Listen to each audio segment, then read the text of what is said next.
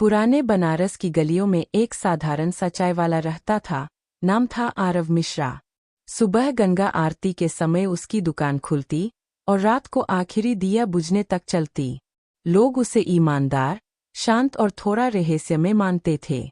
किसी को नहीं पता था कि आरव की खामोशी के पीछे एक ऐसा सच छिपा है जो पूरे देश की किस्मत बदल सकता है। आरव के पास एक पुरानी अंगूठी थी, नीले नीलम की, जिस पर सूर्य और सिंह की आकृति उकेरी हुई थी। यह अंगूठी उसे उसके दादा महेंद्र प्रताप सिंह ने दी थी, जिन्होंने मरते समय बस इतना कहा था, जब समय आए तो पहचान जागेगी। आरव ने इसे हमेशा एक याद समझकर रखा, पर उस रात सब बदल गया। बरसात की रात थी। दुकान बंद कर आरव घर लौटा ही था कि दरवाजे पर दस्तक हुई। सामने खड़ी थी काव्या शेखावत, दिल्ली से आई एक पत्रकार। उसकी आंखों में डर और उत्सुकता दोनों थे। उसने फुसफुसाकर कहा, आप सम्राट विक्रमादित्य के वंशज हैं। असली सम्राट, जो इतिहास से मिटा दिए गए। काव्या ने दस्तावेज दिखाए, गुप्त अभिलेख, टूटी मुहरें और एक राजचिह्न जो आरव की अंगूठी से मेल खाता था। सच सामने आया। 100 साल पहले सत्ता के लालच में विक्रमादित्य को लापता घोषित किया गया और उनका वंश छिपा दिया गया। साम्राज्य नहीं, बल्कि एक विचार बचाया गया, न्याय और संतुलन का। उसी रात बनारस की छतों पर साए हिले।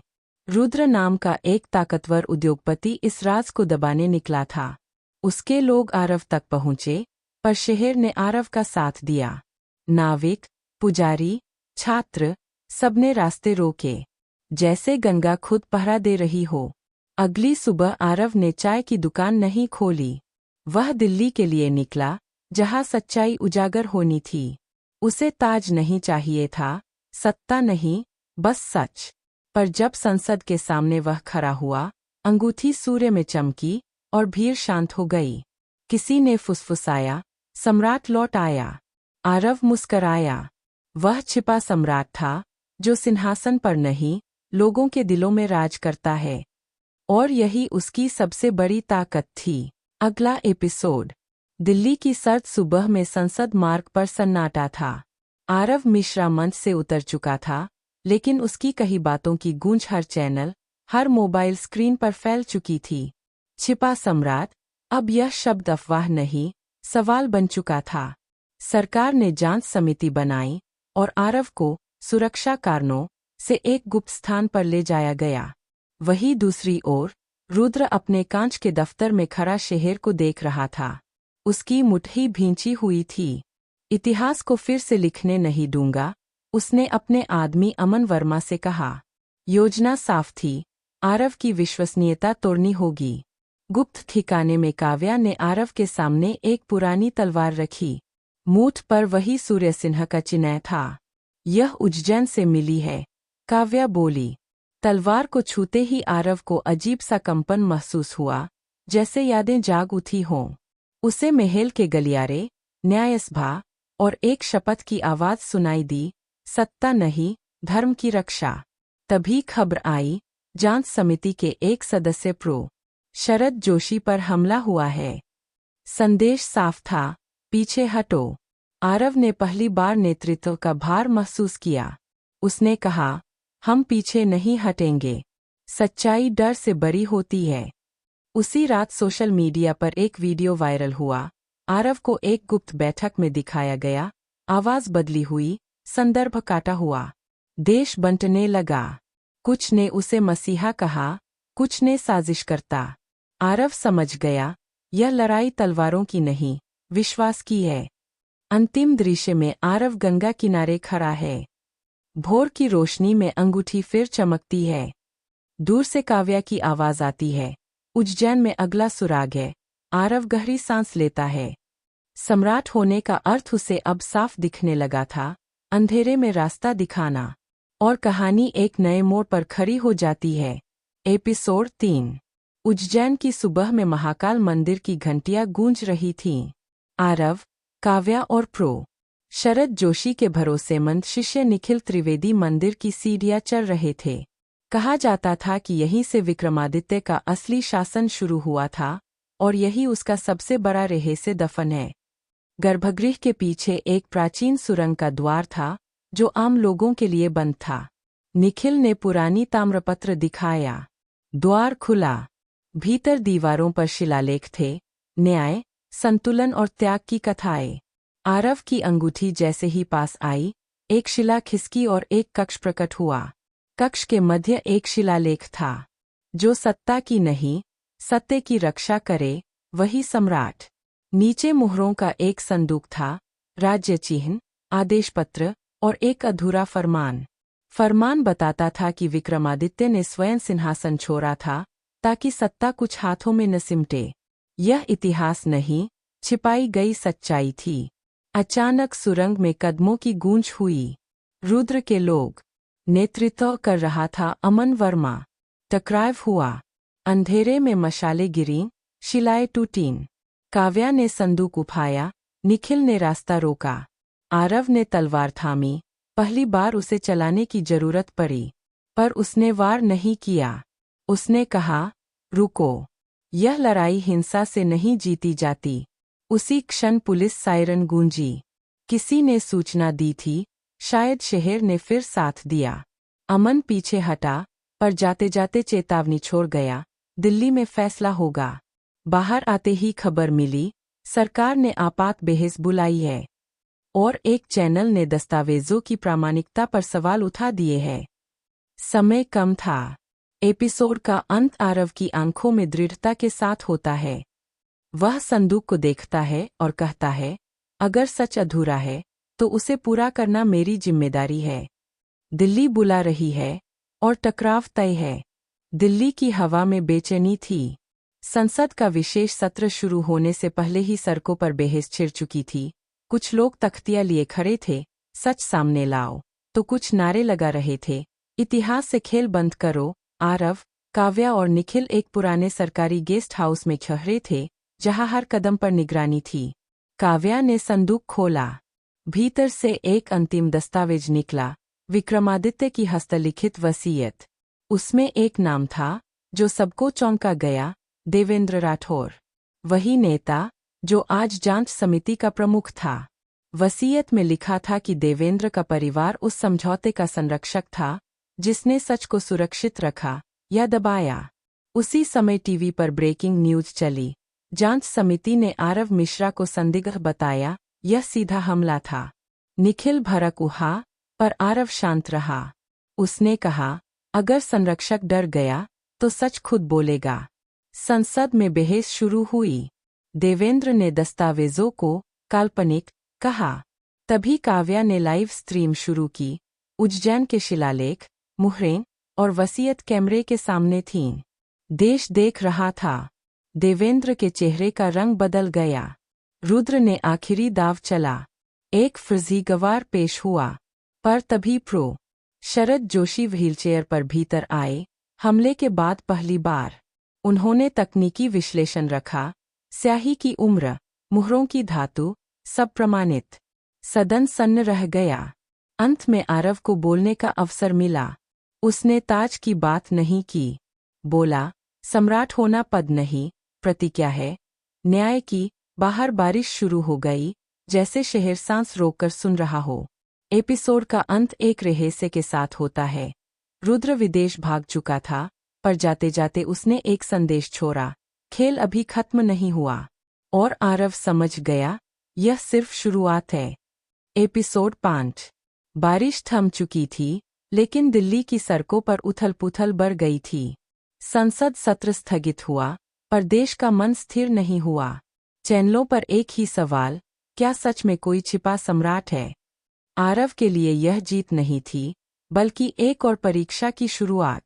उसी रात गेस्ट हाउस की बिजली अचानक चली गई। अंधेरे में फोन की स्क्रीन जली। एक अनजान नंबर से संदेश आया, अगर विक्रमादित्य की प्रतिज्ञा जाननी है तो आज आधी रात, पुराना किला। काव्या ने चेतावनी दी। निखिल ने विरोध किया, पर आरव जानता था, सच अब पीछे नहीं हटेगा। पुराने किले के भीतर एक गुप्त कक्ष खुला। सामने खड़ा था देवेंद्र राठौर। उसकी आवाज भारी थी। हम संरक्षक थे, उसने कहा, पर समय के साथ डर हावी हो गया। उसने एक ताम्रपत्र सौंपा, प्रतिज्ञा पत्र। जिसमें लिखा था कि विक्रमादित्य ने सत्ता को जनता में बांटने की योजना बनाई थी परिश्तों के माध्यम से। यह योजना कभी लागू नहीं हुई क्योंकि उसे रोक दिया गया। अचानक गोलियों की आवाज गूंजी। रुद्र का नेटवर्क सक्रिय था। देवेंद्र घायल हो गया। आरव ने उसे संभाला। पुलिस पहुंची, पर रुद्र फिर फिसल गया, एक और परत छोड़ते हुए। अगली सुबह आरव ने घोषणा की, वह किसी पद की मांग नहीं करेगा। वह न्याय परिषद की स्थापना करेगा। इतिहास, कानून और नागरिकों की साझा आवाज। देश में बेहस छिड़ गई। डर और उम्मीद आमने सामने थे। एपिसोड का अंतिम दृश्य, गंगा किनारे आरव प्रतिज्ञा पत्र पढ़ रहा है। अंगूठी शांत है, जैसे कह रही हो, रास्ता मिल गया। दूर कहीं रुद्र विमान में बैठा मुस्कुराता है। उसकी आंखों में चुनौती है। कहानी अब एक सवाल पर टिक गई है, क्या विचार सत्ता से जीत पाएगा? और जवाब अभी बाकी है। एपिसोड 6। देश भर में न्याय परिषद की चर्चा फैल चुकी थी। शहर शहर सभाएं होने लगीं।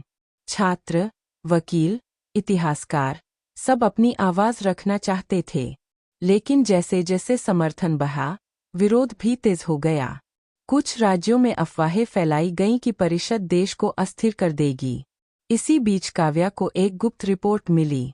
रुद्र सिर्फ उद्योगपति नहीं था, वह एक अंतर्राष्ट्रीय गठजोड़ का हिस्सा था जो पुराने अभिलेखों को नष्ट कर रहा था।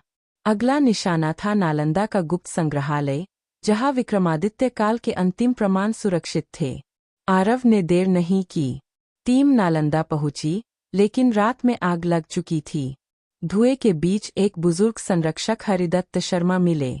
उन्होंने कांपते हाथों से एक धातु पट्टिका दी। यह अंतिम सत्य है, वे बोले, इसे लोगों तक पहुंचाना। पट्टिका में परिषद की मूल संरचना थी, जनता द्वारा चुनी गई न्यायसभा। यह सत्ता का विकल्प नहीं, उसकी निगरानी थी। आरव समझ गया, यही असली खतरा है उन लोगों के लिए जो अंधेरे में राज करते हैं। एपिसोड का अंत एक मोड़ पर होता है। टीवी पर खबर चलती है, आरव मिश्रा पर देशद्रोह का मुकदमा। आरव शांत है। वह कहता है, जब सच पर आरोप लगते हैं, समझ लो वह असर करने लगा है। और लड़ाई अब खुलकर सामने है। सुबह होते ही देश की अदालतों में हलचल मच गई। आरव मिश्रा पर लगे देशद्रोह के आरोप ने पूरे देश को दो हिस्सों में बांट दिया। कुछ जगहों पर मोमबत्तियां जली, तो कहीं पुतले फूंके गए। आरव स्वयं अदालत पहुंचा, बिना सुरक्षा, बिना भाषण। उसकी खामोशी ही उसका बयान थी। अदालत के भीतर सरकारी वकील ने पट्टिका और परिषद को समानांतर सत्ता बताया। तभी काव्या ने अनुमति लेकर एक वीडियो सबूत पेश किया, नालंदा की आग से पहले का ड्रोन फुटेज। उसमें रुद्र के आदमी साफ दिख रहे थे। जज ने जांच के आदेश दिए। माहौल बदला। उसी समय जेल के भीतर आरव को एक अजीब मुलाकात मिली। एक साधारण कपड़ों में व्यक्ति, शिवनाथ। उसने फुसफुसाकर कहा, सम्राट कभी अकेला नहीं होता। उसने एक कागज थमाया, देश भर के नागरिक समूहों की सूची, जो परिषद के सिद्धांतों पर पहले से काम कर रहे थे। विचार जिंदा था। बाहर खबर आई, रुद्र का विमान एक रहस्यमय दुर्घटना में लापता। साजिश या संयोग? सवाल रह गया। अदालत ने आरव को अंतरिम जमानत दी। एपिसोड का अंतिम दृश्य, आरव जेल के बाहर खड़ा है। लोग नारे नहीं लगा रहे, बस चुपचाप रास्ता दे रहे हैं। उसकी आंखों में पहली बार हल्की मुस्कान है। कहानी एक नई दिशा लेती है, जहां सम्राट नहीं, समाज आगे बढ़ता है। जेल से बाहर निकलते ही आरव ने पहली बार कैमरों से दूरी बनाई। वह जानता था, अब हर शब्द हथियार बन सकता है। काव्या ने सुझाव दिया कि परिषद का काम जमीन पर दिखना चाहिए, बहसों से आगे। उसी शाम न्याय परिषद की पहली खुली सभा बनारस में बुलाई गई, वही जहां सब शुरू हुआ था। घाट पर दीप जले। माइक किसी नेता के हाथ में नहीं था। छात्रा अनन्या, किसान रामसुख, वकील फरहान, सबने बारी बारी से अपनी बात रखी। यह दृश्य टीवी पर नहीं, लोगों के मोबाइल पर फैला। देश ने देखा, यह सत्ता नहीं, संवाद है। उसी रात एक चौंकाने वाली खबर आई। रुद्र जिंदा था।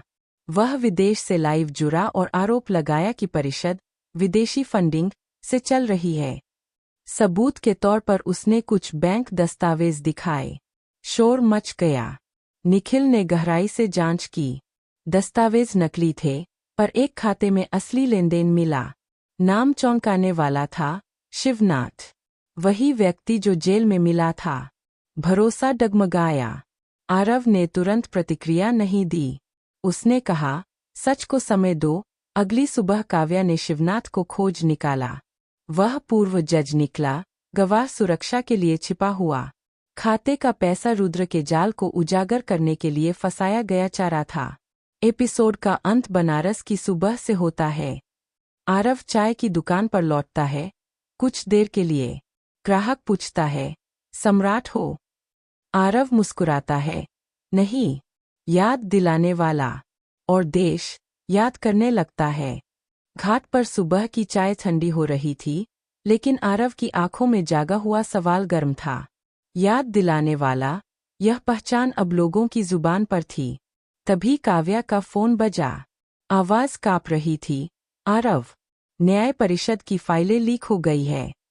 दिल्ली में रातों रात एक गोपनीय रिपोर्ट वायरल हो चुकी थी। उसमें परिषद के सदस्यों के नाम, पते, सब कुछ था। यह सीधा खतरा था। और इसके पीछे एक नया नाम उभरा, आर्यन मल्होत्रा, एक युवा टेक मोगुल, जिसे सब रुद्र के पतन के बाद उभरता चेहरा मान रहे थे। आरव समझ गया, खेल ने पीढ़ी बदली है, इरादा नहीं। उसने परिषद की आपात बैठक बुलाई। निर्णय हुआ, सब कुछ सार्वजनिक किया जाएगा। कोई रेहे से नहीं, कोई पर्दा नहीं। अंधेरे से लड़ने का एक ही तरीका है, रोशनी, आरव बोला। उसी रात आर्यन लाइव आया। मुस्कान के पीछे चुनौती थी। अगर तुम सम्राट नहीं, उसने कहा, तो फैसला जनता करे, यह बहस नहीं, दाव था। अगली सुबह देश ने एक अनोखा दृश्य देखा, ऑनलाइन जनसुनवाई। लाखों लोग जुड़े। सवाल पूछे गए, जवाब मिले। आरव ने कोई वादा नहीं किया, बस प्रक्रिया दी। और यही बात बदलने लगी। एपिसोड का आखिरी सीन। स्क्रीन पर वोटिंग काउंट चल रहा है। परिणाम आने ही वाला है। आरव आंखें बंद करता है। दूर कहीं घंटी बजती है। आउट्रो। क्या जनता सच चुनेगी? क्या नया चेहरा पुराने अंधेरे से ज्यादा खतरनाक है? जानने के लिए कहानी सुनते रहिए, देखते रहिए हमारे चैनल को। अगले एपिसोड में बड़ा खुलासा। स्क्रीन पर वोटिंग काउंट रुक गया था। कुछ सेकंड, जो किसी युग जितने लंबे लग रहे थे। आरव की आंखें खुलीं। मोबाइल की रोशनी में सिर्फ एक शब्द चमका, स्वीकृत। जनता ने न्याय परिषद को स्वीकार कर लिया था।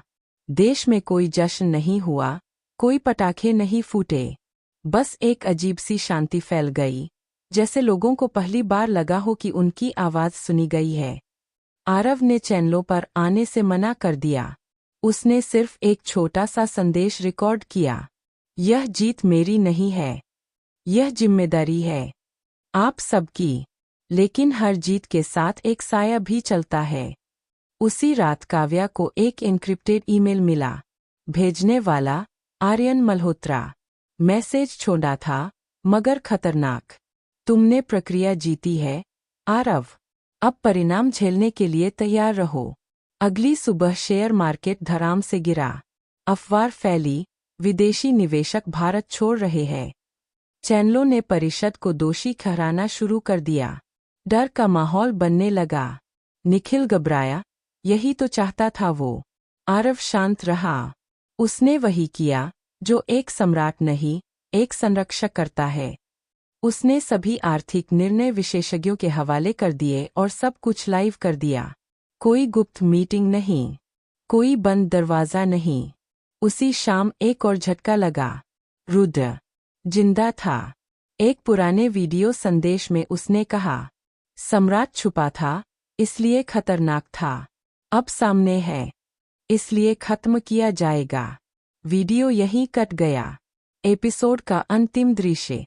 आरव गंगा किनारे खड़ा है। हवा तेज है। अंगूठी भारी लग रही है। काव्या पूछती है, डर लग रहा है? आरव धीमे से कहता है, नहीं, अब असली परीक्षा शुरू हो रही है। आउट्रो। क्या आर्थिक अराजकता सच है या साजिश? क्या रुद्र की वापसी सब कुछ पलट देगी? और क्या छिपा सम्राट अब भी छिपा रह पाएगा? कहानी सुनते रहिए, देखते रहिए हमारे चैनल को, क्योंकि अगले एपिसोड में होगा सबसे खतरनाक मोड़। रात गहरी थी, लेकिन दिल्ली की नींद उचट चुकी थी। रुद्र के वीडियो के बाद देश भर में एक ही सवाल घूम रहा था, वो लौटेगा कैसे?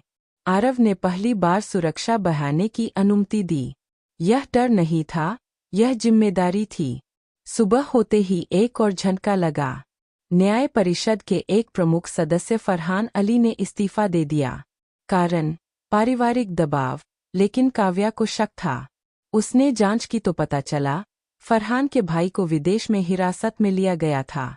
यह सीधा संदेश था, पीछे हटो, वरना कीमत चुकाओ।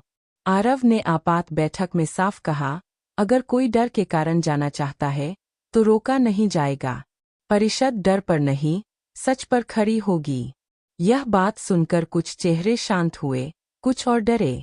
उसी दिन शाम को आर्यन मल्होत्रा सामने आया। इस बार मुस्कान गायब थी। तुमने व्यवस्था को भावनाओं से जीत लिया, उसने कहा, अब तर्क से हारोगे। उसने एक रिपोर्ट जारी की, जिसमें दावा था कि परिषद के कारण प्रशासनिक निर्णय धीमे पड़ रहे हैं। रात को आरव अकेला था। उसने पहली बार अंगूठी उतारकर सामने रख दी। अगर यही वजह है, तो क्या मुझे हन जाना चाहिए? खामोशी में उसे अपने दादा की आवाज़ याद आई, जब वह भारी लगे, समझो रास्ता सही है। अचानक बिजली चली गई। अंधेरे में एक आवाज़ गूंजी, सम्राट को छुपना आता था, मरना भी। एपिसोड का आखिरी सीन। दरवाज़ा खुला है। अंगूठी मेज पर चमक रही है, और आरव कहीं दिखाई नहीं देता। आउट्रो। क्या आरव अगवा कर लिया गया है, या यह उसकी अपनी चाल है? और क्या अब बिना सम्राट के न्याय परिषद टिक पाएगी? सस्पेंस जानने के लिए कहानी सुनते रहिए, देखते रहिए हमारे चैनल को। अगले एपिसोड में सबसे बड़ा राज खुलेगा। अगली सुबह देश एक नाम पुकार रहा था, आरव मिश्रा। न्यूज़ टिकर चीख रहे थे, छिपा सम्राट लापता। सोशल मीडिया पर दो धाराएं थीं, कुछ कह रहे थे अपहरण, कुछ फुसफुसा रहे थे रणनीति। काव्या ने हार नहीं मानी।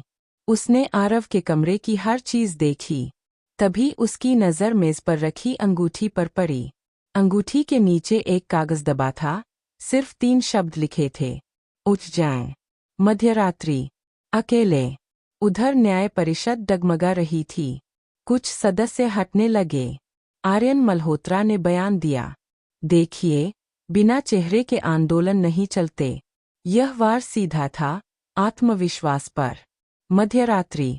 उज्जैन। महाकाल मंदिर के पीछे वही पुरानी सुरंग। काव्या पहुंची, और वही खड़ा था आरव, जिंदा, शांत, बदला हुआ। मैं गायब नहीं हुआ था, आरव बोला, मैं खुद को सुनने गया था। उसने बताया, रुद्र से एक सीधा संदेश मिला था। टकराव तय था, लेकिन जगह और समय वही चुनेगा। अगर मैं सामने रहूंगा, तो परिषद निशाना बनेगी, आरव ने कहा। अगर मैं छाया बनूं, तो विचार बचेगा। तभी अंधेरे से रुद्र की आवाज आई, तालियां बजती हुई। अब तुम समझे, सम्राट। वह हंसा। असली लड़ाई क्या होती है? दोनों आमने सामने थे, इतिहास और वर्तमान, विचार और ताकत। एपिसोड का अंतिम दृश्य। महाकाल की घंटी बजती है। आरव एक कदम आगे बढ़ता है, और रुद्र कहता है, या तो तुम खत्म होगे, या यह देश बदलेगा। आउट्रो। अब टकराव टल नहीं सकता। क्या छिपा सम्राट आखिरी बार सामने आएगा, या इतिहास फिर से अंधेरे में धकेल दिया जाएगा? सस्पेंस और सच्चाई जानने के लिए कहानी सुनते रहिए, देखते रहिए हमारे चैनल को। अगला एपिसोड होगा अब तक का सबसे विस्फोटक। Episode 13, pocket novel style. Mahakal की घंटियों की आवाज अभी गूंजी ही थी कि अंधेरे में परछाइयां हिलने लगीं। रुद्र अकेला नहीं था। उसके पीछे काले कपड़ों में लोग, खामोश, तैयार। आरव ने पीछे मुड़कर नहीं देखा। उसकी नज़र सीधी थी। तुम्हें लगता है लोग तुम्हारे साथ है?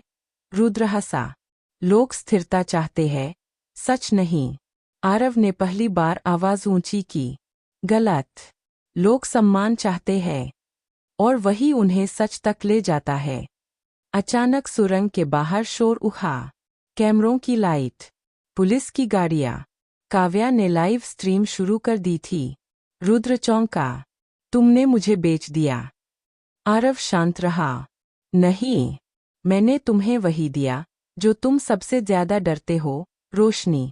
रुद्र भागने लगा, लेकिन सुरंग का दूसरा सिरा बंद था। इतिहास ने रास्ता रोक लिया था। उसे हिरासत में लिया गया। जाते जाते वह फुसफुसाया, एक रुद्र जाएगा, 100 और आएंगे।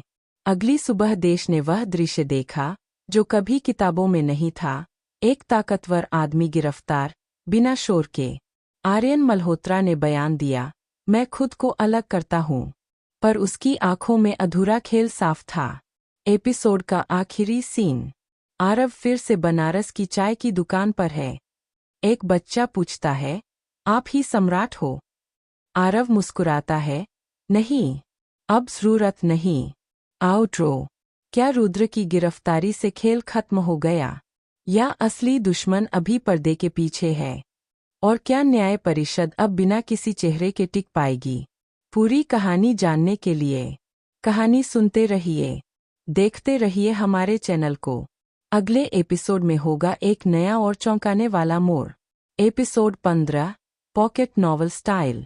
सुबह होते ही देश ने एक नया दृश्य देखा। न कोई नेता, न कोई भाषण, बस एक डिजिटल घोषणा। राष्ट्रीय जनसंवाद आज रात 9 बजे। यह न्याय परिषद की ओर से पहला खुला आमंत्रण था। बिना चयन, बिना फिल्टर।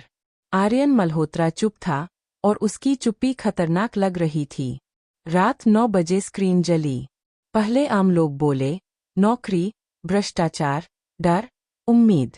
फिर अचानक एक नया चेहरा उभरा। आर्यन। यह सब आदर्शवादी भ्रम है, उसने शांत स्वर में कहा। देश भावनाओं से नहीं, नियंत्रण से चलता है। भीड़ बंटी नहीं, सवाल उठे। नियंत्रण किसका? फैसला कौन करेगा? आरव कैमरे पर नहीं था, लेकिन उसकी आवाज आई, धीमी, स्थिर। जिसे सवालों से डर लगे, वही सत्ता के लायक नहीं। आर्यन की मुस्कान पहली बार टूटी। उसी पल काव्या को एक ब्रेकिंग अलर्ट मिला। आर्यन की कंपनियों के गुप्त अनुबंध, विदेशी डेटा सौदों के सबूत लीक हो चुके थे। यह हमला नहीं था, यह खुलासा था। आर्यन ने कॉल काट दी। स्क्रीन काली हो गई। अंतिम दृश्य। आरव बनारस की गलियों में चल रहा है। लोग रास्ता नहीं छोड़ते, साथ चलने लगते हैं। आउट्रो। क्या आर्यन का सच अब सामने आ गया है, या यह उसकी अगली चाल की शुरुआत है? और क्या बिना सम्राट के देश सच में आगे बढ़ पाएगा? पूरी कहानी और आगे का राज जानने के लिए कहानी सुनते रहिए, देखते रहिए हमारे चैनल को। अगले एपिसोड में होगा निर्णायक टकराव। Episode 16, pocket novel style. देश अब सवालों की आग में जल रहा था। आर्यन मल्होत्रा की चाल ने सबको हिलाकर रख दिया था। विदेशी डेटा, गुप्त अनुबंध और सत्ता पर छाया। लोग डर रहे थे, और मीडिया अफवाहों से गूंज रहा था। आरव जानता था, यह टकराव सिर्फ डिजिटल या कानूनी नहीं होगा। यह विश्वास और ताकत की लड़ाई थी। बनारस की गंगा किनारे आरव ने काव्या और निखिल से कहा, हमें जनता के बीच जाना होगा। अगर लोग समझेंगे, तो कोई रुद्र या आर्यन नहीं जीत पाएगा। रात का अंधेरा गहरा था। घाटों पर लोग जमा हुए। आरव ने बिना अंगूठी दिखाए, बिना तख्त दिखाए, सिर्फ अपनी बात रखी। सत्य, न्याय और भरोसा। लोग सुन रहे थे। उनकी आंखों में उम्मीद चमक रही थी। उधर आर्यन ने दिल्ली में हाईटेक सेंटर खोला। स्क्रीन पर आरव की तस्वीर और संदेश, आप बिना नेतृत्व के कैसे निर्णय लेंगे? पर जनता ने जवाब दिया, मोबाइल से, लाइव प्लेटफॉर्म से। हमें छिपे तख्त नहीं चाहिए, हमें न्याय चाहिए। आरव मुस्कराया। उसने कहा, सम्राट कोई पद नहीं, जिम्मेदारी है, और अब यह जनता की है। एपिसोड का अंतिम दृश्य। गंगा की लहरें चमक रही है। आरव किनारे खड़ा है, पीछे शहर की रोशनी और सामने अंधेरा। एक कदम आगे बढ़ा, जैसे भविष्य की ओर। आउट्रो। क्या आर्यन की साजिश जनता के भरोसे को हिला पाएगी? क्या छिपा सम्राट अब पूरी तरह सामने आएगा या इतिहास में लौट जाएगा? अगली कड़ी में जानिए सबसे बड़ा खुलासा। कहानी सुनते रहिए, देखते रहिए हमारे चैनल को। Episode 17, pocket novel style. Delhi की रात सन्नाटे में डूबी थी, लेकिन एयरवेव्स पर एक ही खबर हर जगह थी। आर्यन मल्होत्रा सक्रिय। उसने लाइव आकर देश को चुनौती दी, अगर सम्राट नहीं तो मैं ही नया भविष्य तय करूंगा। आरव बनारस में गंगा किनारे खड़ा था। उसने निखिल और काव्या को कहा, अब सब कुछ खुला खेल है। कोई पर्दा नहीं, कोई छाया नहीं। रात 11 बजे आर्यन ने डिजिटल प्लेटफॉर्म पर जनता के नाम एक वोटिंग सिस्टम खोल दिया। अगर आप चाहते हैं कि प्रक्रिया चले, वोट करें। अगर आप चाहते हैं कि मैं शासन करूं, वोट करें। देश 2 भागों में बंट गया। सोशल मीडिया, टीवी, रेडियो, हर जगह बेहिस। लेकिन आरव ने केवल एक काम किया, लोगों को समझाया कि सत्य और न्याय किसी भी चुनाव से बड़ा है। अचानक स्क्रीन पर लाइव संदेश आया, रुद्र वापस आ गया है। भीड़ हिल गई। आरव शांत रहा। उसने कहा, अगर डर से निर्णय लिया गया तो प्रक्रिया नहीं चलेगी। हमें विश्वास के साथ रहना होगा। अगली सुबह वोटिंग बंद हुई। परिणाम घोषित होने वाला था, लेकिन आरव ने जनता को विश्वास दिलाया, चुनाव से ज्यादा जरूरी है न्याय और सच्चाई। अंतिम दृश्य। आरव गंगा किनारे बैठा है, लहरों में खुद को देख रहा है। काव्या पूछती है, अब क्या होगा? आरव मुस्कराता है, अब इतिहास बोलेगा। आउट्रो। क्या आर्यन और रुद्र की वापसी न्याय परिषद को तोड़ पाएगी? क्या छिपा सम्राट अब पूरी तरह सामने आएगा? कहानी सुनते रहिए, देखते रहिए हमारे चैनल को। अगले एपिसोड में होगा निर्णय का क्षण। Episode 18, pocket novel style. देश की सुबह अब इतिहास की निगाहों से देख रही थी। वोटिंग परिणाम आने ही वाले थे। हर शहर, हर घर, हर मोबाइल स्क्रीन पर एक ही सवाल, क्या जनता ने निर्णय लिया या डर हावी हुआ? आरव बनारस की गलियों में घूम रहा था। उसने काव्या और निखिल से कहा, हम किसी पर भरोसा नहीं कर सकते, केवल प्रक्रिया पर भरोसा करेंगे। उधर दिल्ली में आर्यन मल्होत्रा और रुद्र की मुलाकात हुई। दोनों के बीच खामोशी थी, लेकिन आंखों में चुनौती। रुद्र ने कहा, तुमने खेल शुरू किया, अब इसे खत्म करो। आर्यन ने मुस्कराया, अगर मैं खत्म करूं, जनता क्या कहेगी? इसी बीच वोटिंग परिणाम घोषित हुआ।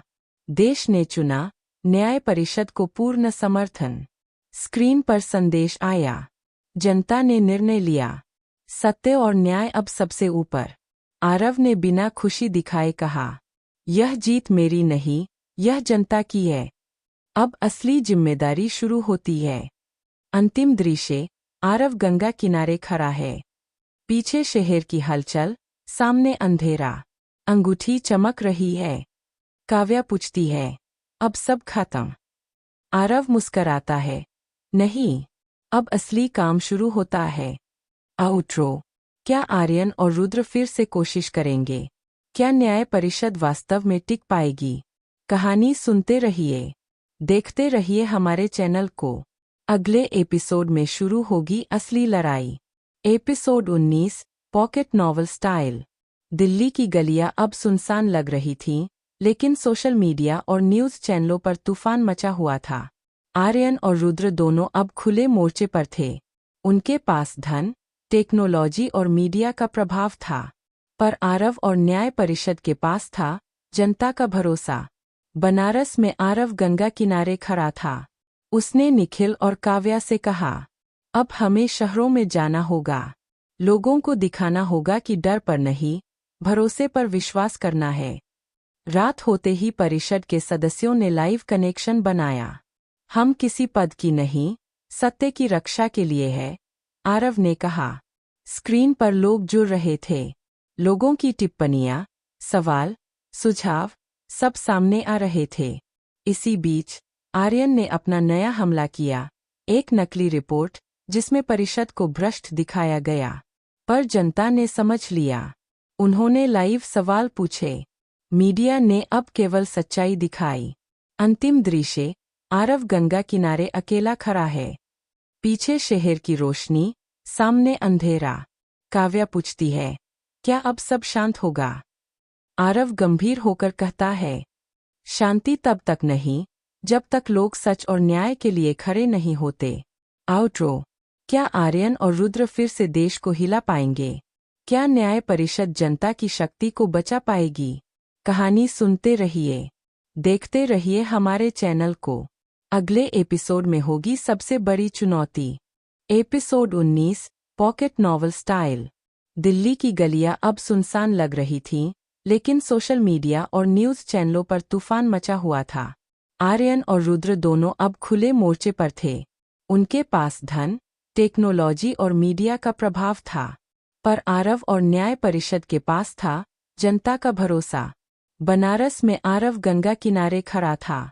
उसने निखिल और काव्या से कहा, अब हमें शहरों में जाना होगा। लोगों को दिखाना होगा कि डर पर नहीं, भरोसे पर विश्वास करना है। रात होते ही परिषद के सदस्यों ने लाइव कनेक्शन बनाया।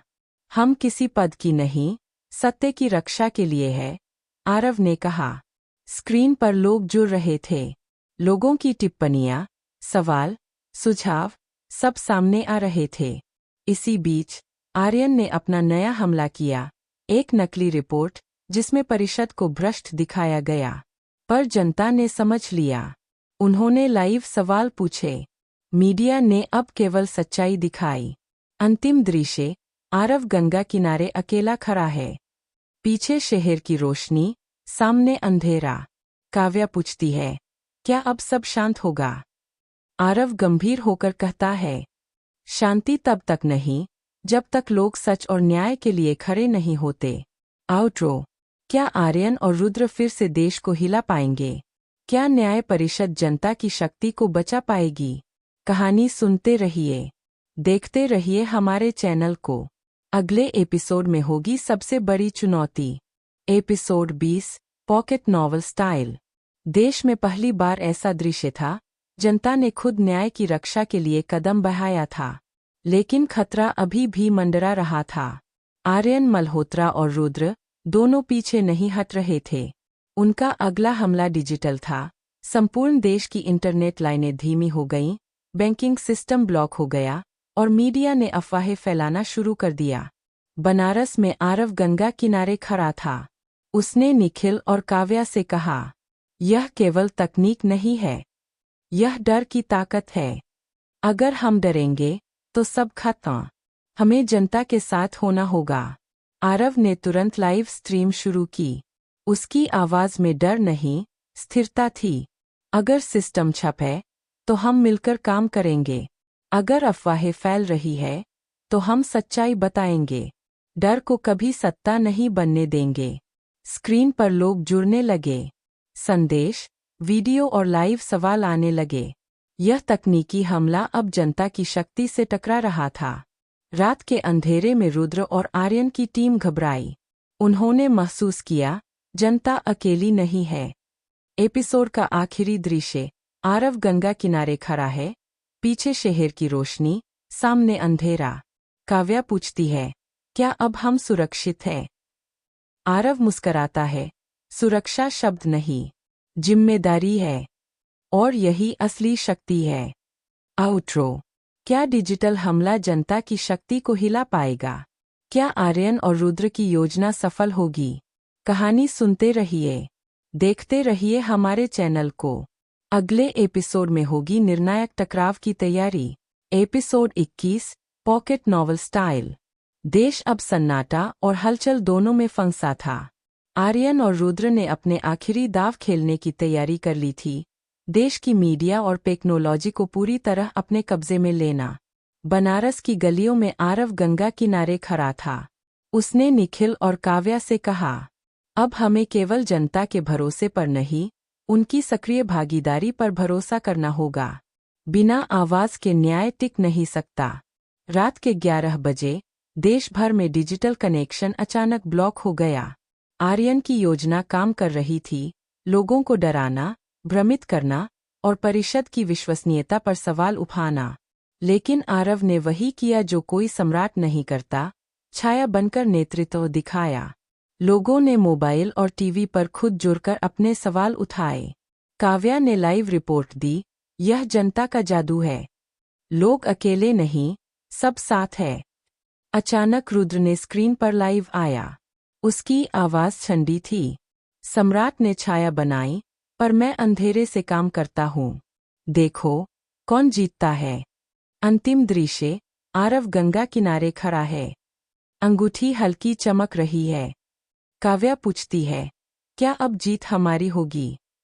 आरव गंभीर होकर कहता है, यह सिर्फ शुरुआत है। असली लड़ाई अब सामने है। आउट्रो, क्या आर्यन और रुद्र की ताकत जनता के भरोसे को तोड़ पाएगी? क्या छिपा सम्राट अब पूरी तरह सामने आएगा? कहानी सुनते रहिए, देखते रहिए हमारे चैनल को। अगले एपिसोड में होगा असली निर्णायक मुकाबला। Episode 22, pocket novel style. देश में अब तनाव का माहौल था। आर्यन और रुद्र ने अपना आखिरी दाव खेलने का निर्णय लिया। देश के प्रमुख शहरों में अफवाह और तकनीकी ब्लैकआउट फैला देना। सरकार और मीडिया पंगु हो गए थे। बनारस में आरव गंगा किनारे खड़ा था। उसने निखिल और काव्या से कहा, अब सिर्फ निर्णय लेने का समय नहीं है, बल्कि जनता को सत्य का सामना करने देना है। हमें उन्हें दिखाना होगा कि डर कभी जीत नहीं सकता। रात को न्याय परिषद की लाइव सभा हुई। आरव ने सीधे जनता से कहा, यदि आप डर से निर्णय लेते हैं तो जीत नहीं होगी। यदि आप भरोसे और सच्चाई के साथ खड़े हैं तो इतिहास हमारा साथ देगा। लोग जुड़ रहे थे। हर शहर से आवाज आ रही थी। उधर रुद्र ने अपनी टीम को चेताया, अगर जनता साथ नहीं देती तो इसे पलट दो। लेकिन स्क्रीन पर दिख रही जनता ने उसका चेहरा तोड़ दिया। भय और भ्रम काम नहीं कर रहे थे। अंतिम दृश्य, आरव गंगा किनारे खड़ा है। काव्या पूछती है, क्या अब हम सुरक्षित हैं? आरव मुस्कुराया, सुरक्षा केवल शब्द नहीं, जनता की जागरूकता है। और यही हमारी असली ताकत है। आउट्रो, क्या रुद्र और आर्यन जनता के भरोसे को हिला पाएंगे? क्या छिपा सम्राट पूरी तरह सामने आएगा? कहानी सुनते रहिए, देखते रहिए हमारे चैनल को। अगले एपिसोड में होगा सबसे बड़ा खुलासा और निर्णायक मोड़। Episode 23, pocket novel style. देश अब सबसे बड़े टकराव की राह पर खड़ा था। आर्यन और रुद्र ने अपने आखिरी हथकंडे आजमाने की तैयारी कर ली थी, सब कुछ नियंत्रण में लेने की पूरी साजिश। बैंक, मीडिया, सोशल मीडिया, सब पर उनका दबदबा था। बनारस में आरव गंगा किनारे खड़ा था। उसने निखिल और काव्या से कहा, अब समय केवल प्रतीक्षा का नहीं है। हमें जनता के बीच जाकर दिखाना होगा कि सच्चाई डर से बड़ी है। रात को न्याय परिषद की एक विशेष सभा लाइव हुई। आरव ने सीधे जनता से कहा, अगर आप डर के आगे झुकेंगे तो इतिहास वही लिखेगा जो ताकतवर चाहते हैं। अगर आप भरोसे के साथ खड़े हैं तो बदलाव संभव है। उधर आर्यन और रुद्र ने डिजिटल हमला तेज कर दिया, लेकिन अब जनता भी तैयार थी। लोग खुद स्क्रीन पर जुड़ रहे थे, सवाल पूछ रहे थे और अफवाहों का सामना कर रहे थे। रुद्र और आर्यन पहली बार हारे महसूस कर रहे थे, क्योंकि उनके खेल के सामने जनता की जागरूकता आ गई थी। अंतिम दृश्य, आरव गंगा किनारे अकेला खड़ा है। पीछे शहर की रोशनी, सामने अंधेरा, हाथ में अंगूठी। काव्या पूछती है, क्या अब सब खत्म हो गया? आरव मुस्कराता है, नहीं, अब असली फैसला जनता का होगा। आउट्रो, क्या जनता की शक्ति रुद्र और आर्यन की साजिश को नाकाम कर पाएगी? क्या छिपा सम्राट अब पूरी तरह सामने आएगा? कहानी सुनते रहिए, देखते रहिए हमारे चैनल को। अगले एपिसोड में होगा निर्णायक खुलासा।